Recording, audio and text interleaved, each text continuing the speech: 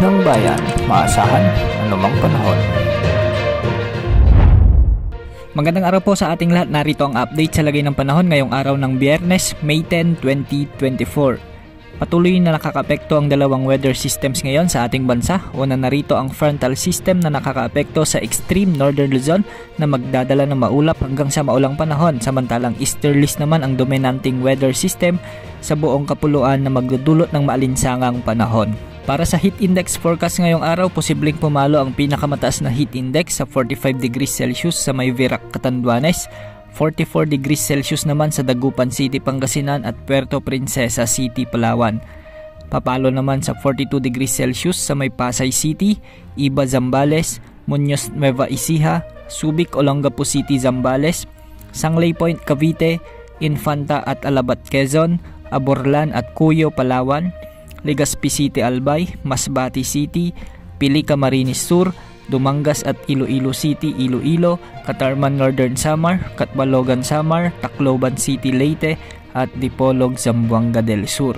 Para sa lagay ng panahon naman ngayong araw sa Luzon ay magpapatuloy ang mainit na panahon sa malaking bahagi ng rehiyon, maliban na lamang sa mga isolated rains sa may Cagayan, Isabela, Batanes dahil ito sa epekto ng frontal system o ang salubungan na mainit at malamig na panahon. Posible rin ang mga pagulan sa Cordillera Region, Ilocos Region, Central Luzon, Metro Manila at Bicol Region dahil sa mga localized thunderstorms lalo na pagsapit ng hapon at gabi. Sa Visayas naman asahan ang mga isolated rains sa may Negros, Northern Samar, Palawan, Northern Cebu at Antique. Posible rin ang mga thunderstorms sa ilang bahagi ng Mindanao, partikular sa may Zamboanga Peninsula, Lanao del Norte, Bukidnon, Misamis Occidental at ilang bahagi ng Davao Region at Soc-Sargen.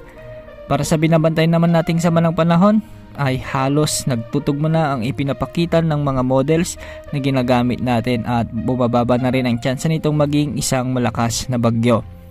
Sa ngayon ay visible pa rin ang cloud clusters na nasa silangan ng Mindanao at kung mapapansin natin ay maliit na ang tsansa nitong makabuo ng sirkulasyon dahil halos wasak na ito.